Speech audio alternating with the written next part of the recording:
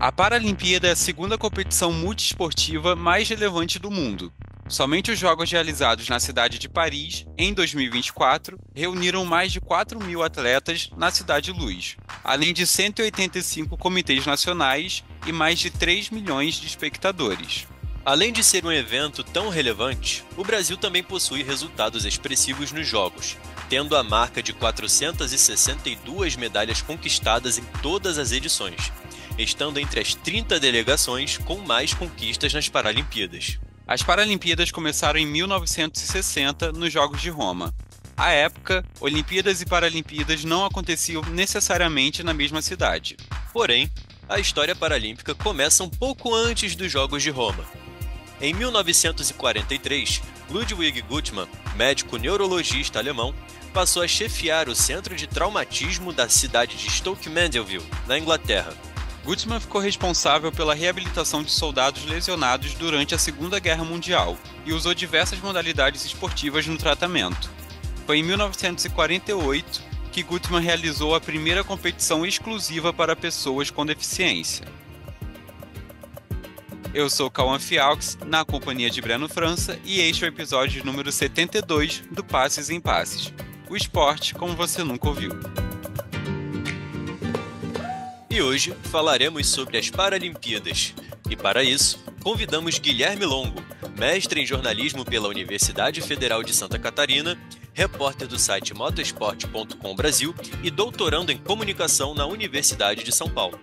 Guilherme, aproveitando a nossa introdução, como a guerra influenciou a criação das Paralimpíadas e qual o impacto que o esporte teve na reabilitação de pessoas com deficiência?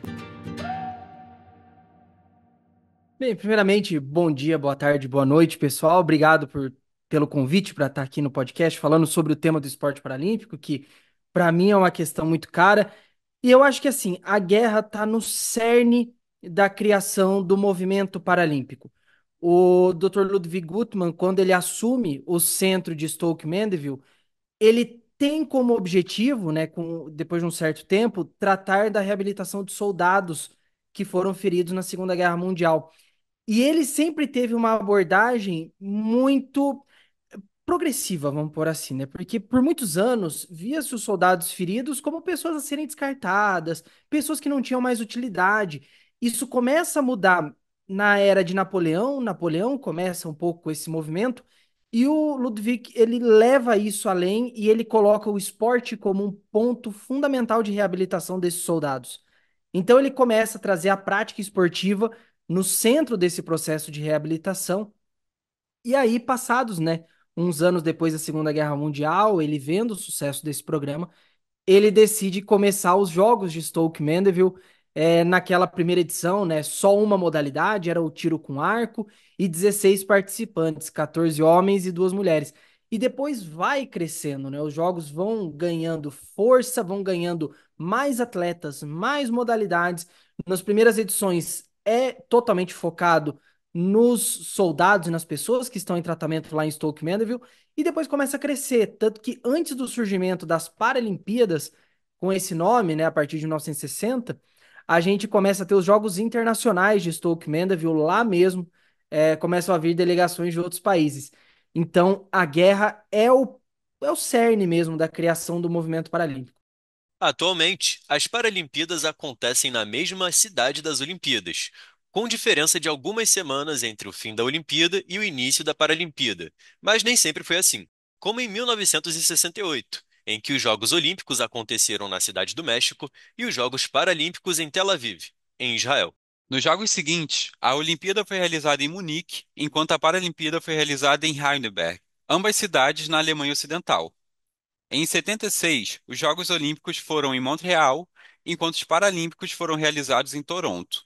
Por fim, nos Jogos que abriram a década de 80, a Olimpíada foi realizada em Moscou, na União Soviética, e a Paralimpíada em Aachen, nos Países Baixos.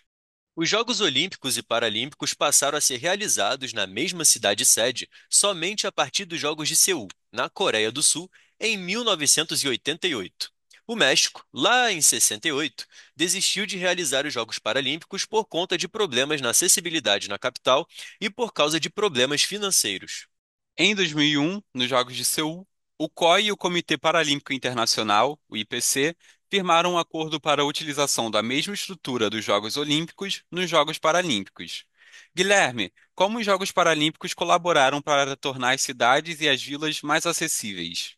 Essa questão da relação entre o COI e o IPC, ele começa ali na década de 80, depois, né, da criação do IPC, ele é criado tardiamente. É, mas a partir dali, esse estreitamento, começa a se repensar também a questão dos Jogos Olímpicos. Seul foi o primeiro a ter a mesma cidade sede, mas a gente coloca como um ponto de virada na história das Olimpíadas e, por consequência, das Paralimpíadas, os Jogos de Barcelona em 92. É o primeiro momento em que a gente tem uma cidade sede que pensa no evento como um ponto de virada para a cidade. Barcelona antes não era uma cidade tão reconhecidamente turística na Espanha. E ela aproveita os jogos para se modernizar, mudar a cara da cidade perante o mundo e se tornar uma referência turística. E a chegada dos Jogos Paralímpicos nesse processo ajuda também a pensar a questão da acessibilidade, da inclusão. A gente viu muito isso, por exemplo, em edições recentes, a partir de Londres, Rio, a gente viu muito isso e foi um tópico relativamente discutido aqui na Rio 2016. E o lado positivo dessa união é que barateia o custo de produção dos jogos, porque você não tem que fazer em duas cidades diferentes, é uma cidade só, é o mesmo espaço sendo usado para dois eventos diferentes. E você também aumenta, né, por assim dizer, a vida útil dos locais de competição, porque eles deixam de ser usados só por 2 semanas, 3 semanas durante as Olimpíadas, e você traz também as Paralimpíadas. Então, é uma questão que todo mundo sai ganhando nesse processo. E, Guilherme, trazendo para o panorama do Brasil, o Comitê Paralímpico Brasileiro, o CPB, foi criado em 1995. A primeira Paralimpíada que os atletas brasileiros participaram pelo CPB foi em 1996, nos Jogos de Atlanta. Das Paralimpíadas de Atlanta para a mais recente, em Paris, o Brasil saiu da posição 37 para quinto no quadro de medalhas. E além disso, desde 2008, nos Jogos de Pequim, o Brasil sempre se mantém entre os 10 primeiros no quadro geral de medalhas. Então, Guilherme, para além das conquistas, qual foi a importância da criação do CPB para o esporte paralímpico brasileiro e o que mais influenciou essa expansão do esporte paralímpico no Brasil? Bem, eu acho que a gente tem que separar duas questões diferentes, né? A criação do CPB, ela vem para, sendo bem honesto, para botar ordem na casa. A gente tinha até então uma desorganização do esporte paralímpico, por assim dizer. A gente teve inclusive um episódio muito curioso, o Pan-Americano de 1975. A gente chegou a ter duas delegações brasileiras rivais. Porque existia a organização de São Paulo e a organização do Rio, e elas não chegavam num acordo sobre quem tinha os direitos de gerenciar o esporte paralímpico no Brasil. E aí precisou uma intervenção internacional da Federação Pan-Americana de Desportos para falar, ó, chega, vocês têm que arrumar um ponto em comum. E aí surge no final da década de 70 a Associação de Desporto para o Excepcional, e a partir daí a gente começa a ter uma organização do esporte paralímpico. Mas a partir dali, o negócio também se desorganiza, porque eles começam a se dividir em ramificações. Os desportos de cadeiras de rodas, de surdos, de amputados, e o CPB vem para centralizar isso aí em 1995, inclusive pegando a movimentação internacional com a criação do IPC. Então, só da gente ter um Comitê Paralímpico Brasileiro já revoluciona o esporte paralímpico como um todo.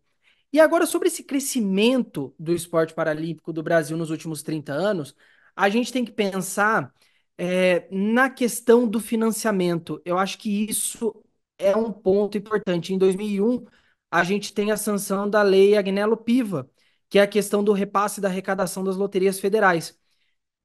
A lei Agnello Piva, ela colocava, né, que 2% da arrecadação bruta das loterias seria dividido entre o Comitê Olímpico e o Comitê Paralímpico, 85% indo para o COB, 15% indo para o CPB.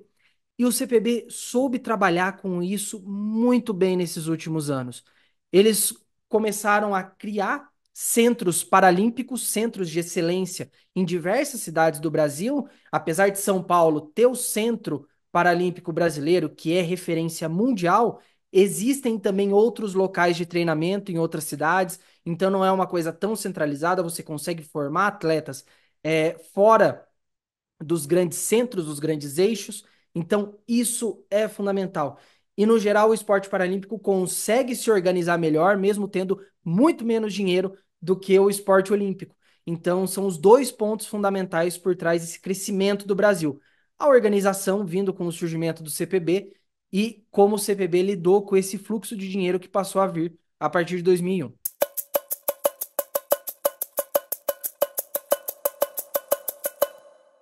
E agora chegou a hora do nosso quadro Let Me Tell You. E neste quadro, sempre trazemos informações e curiosidades sobre grandes clubes, atletas ou momentos do esporte. O nome do quadro vem da expressão inglesa Let Me Tell You, que significa Deixa eu te contar em português. No episódio de hoje, deixa eu te contar sobre a primeira medalha paralímpica do Brasil, conquista da dupla Luiz Carlos da Costa e Robson Sampaio, na disputa de Lawn-Bowls, atualmente conhecida como bocha. O Brasil fez a sua estreia em Paralimpíadas nos Jogos de 72 em Heidelberg, na Alemanha Ocidental. Naquela Paralimpíada, 20 atletas representaram a delegação do Brasil e disputaram provas de tiro com arco, atletismo, natação e basquete em cadeiras de rodas, porém sem medalhas conquistadas. E a primeira conquista só veio 4 anos depois, no Canadá. A medalha não era esperada, muito menos a participação da dupla na modalidade. Robson e Luiz Carlos foram às Paralimpíadas para disputar o basquete em cadeiras de rodas. Como em 76 não havia o rigor para a participação que há hoje, a dupla foi à disputa da bocha, esporte que nem era praticado no Brasil. Os atletas usaram um kit emprestado e, de forma inesperada, conseguiram chegar ao segundo lugar do pódio. Enquanto hoje o Brasil se sagra como uma das grandes potências paralímpicas, o início das primeiras conquistas foi de forma improvisada, destacando mais a participação nas modalidades do que as conquistas e a evolução nos esportes. Hoje, muitos atletas paralímpicos que chegaram ao pódio são esquecidos pelos próprios brasileiros. À época, o Brasil não tinha transmissão dos Jogos Paralímpicos, o que só foi ocorrer em 2008, quando o CPB comprou os direitos de transmissão dos Jogos de Pequim e repassou para o Grupo Globo. Durante esses 36 anos, os brasileiros ficaram sem acompanhar diversas conquistas nos esportes paralímpicos. Guilherme, aproveitando o gancho, a cobertura das Paralimpíadas no Brasil foi muito tardia, assim como nos Estados Unidos, que só foi realizar sua primeira cobertura televisiva lá em 96, nos jogos realizados no país. Como era a percepção das Paralimpíadas na mídia brasileira durante os anos iniciais? Até questionável se existia uma percepção, né? Porque quase não existia uma cobertura com relação a isso. Era um evento esportivo quase que totalmente ignorado pela imprensa. E o que tinha era uma coisa muito. A gente vê muito isso, né? Talvez agora 2024 em menor incidência, mas era muita questão do o herói, o exemplo de superação, a questão do coitadinho. Tinha muito desses estereótipos impregnados na pouquíssima cobertura que existia, né?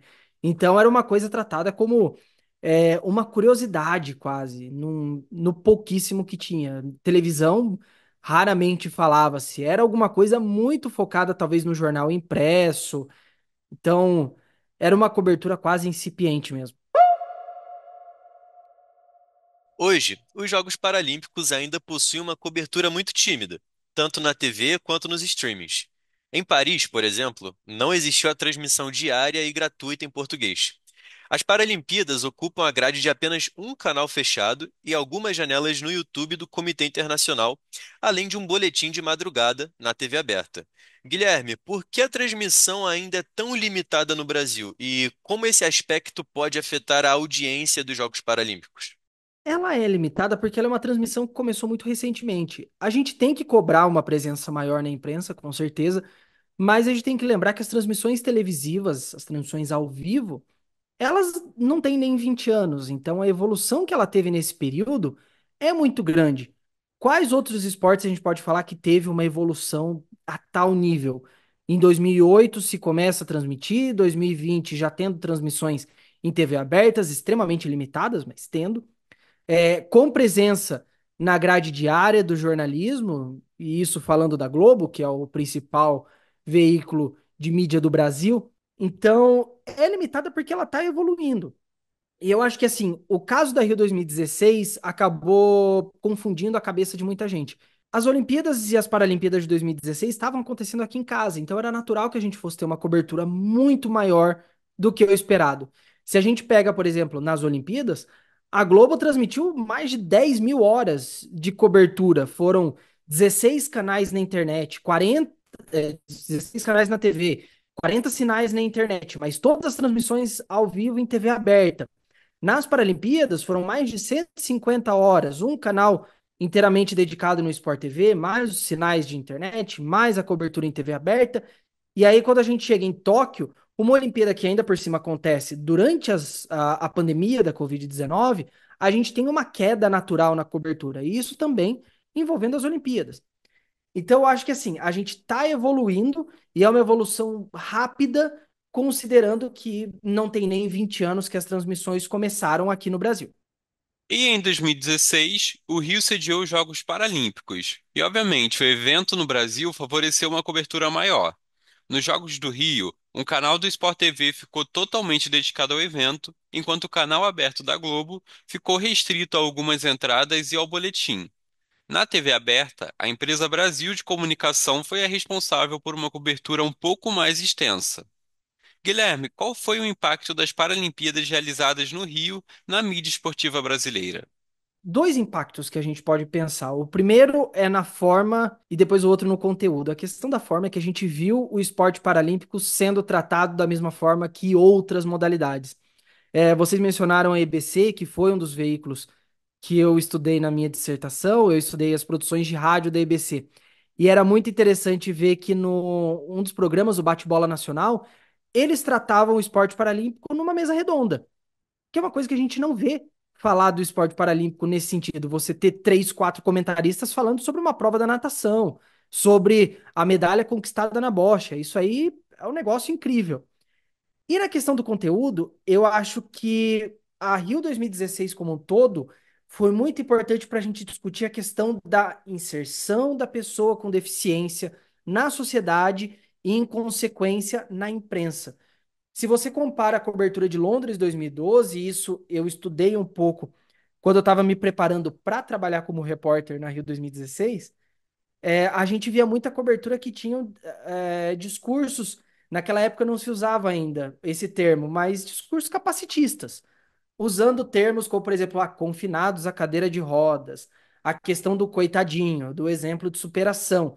E a partir de 2016 os atletas passam a ser tratados como atletas, como eles querem ser vistos. Atletas de alto rendimento, que treinam pra caramba, que estão dando o melhor de si, que estão buscando ser o melhor na modalidade deles.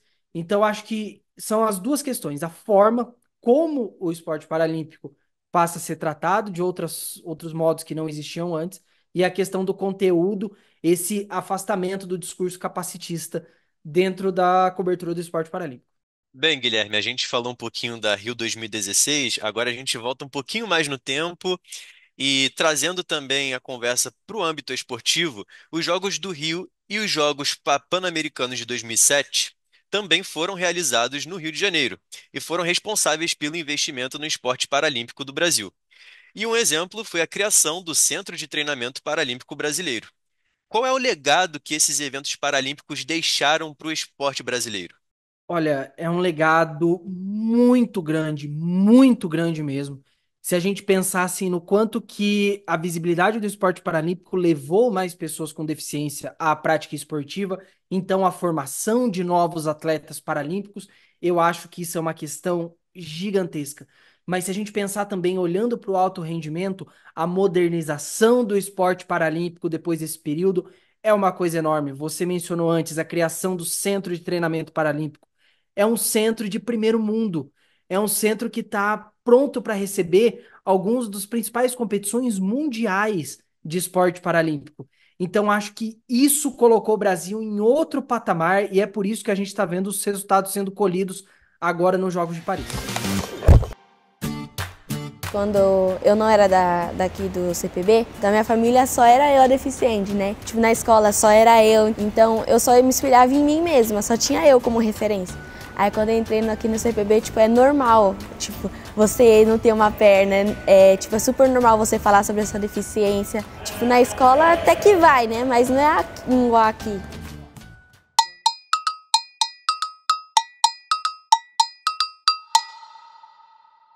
Agora é a hora do quadro Leme Indica, no qual recomendamos livros, filmes e séries. No Passes em Passes, nossos convidados participam e você fica por dentro dos conteúdos relacionados ao tema de cada episódio.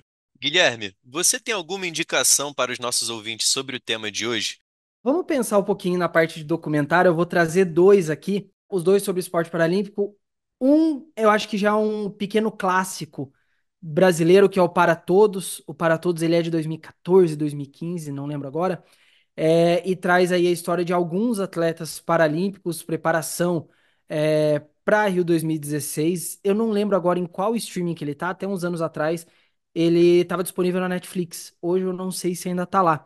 Mas ainda dentro da Netflix, em 2020 eles lançaram um outro documentário sobre o esporte paralímpico, esse já no âmbito internacional, chamado Pódio para Todos, que conta um pouquinho da história também do movimento paralímpico e traz aí a história de alguns atletas. É um documentário muito legal, muito bem feito.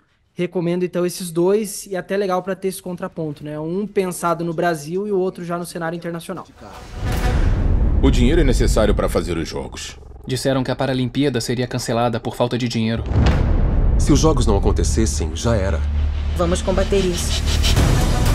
Paralimpíada é uma coisa quase mágica. Fazer parte de uma coisa maior do que você mesmo foi incrível. Vencedores comemoram. Foi uma atacada impressionante. Porque não se esqueçam que vidas são mudadas na pista de corrida, mas vidas também são mudadas na arquibancada. Muitas emoções na competição dos Paralímpicos. A voz de Jean-Baptiste Salais. A vida é uma batalha. Estamos tentando salvar o mundo. Somos parte de um cenário maior. Pódio para todos. Bom, e para a gente caminhar aqui para o final, Gui, como você avalia o futuro dos Jogos Paralímpicos aqui no Brasil, seja na formação de novos atletas ou em mais conquistas? Eu acho que o que a gente viu nas Paralimpíadas de Paris mostra que a gente tem um futuro brilhante pela frente.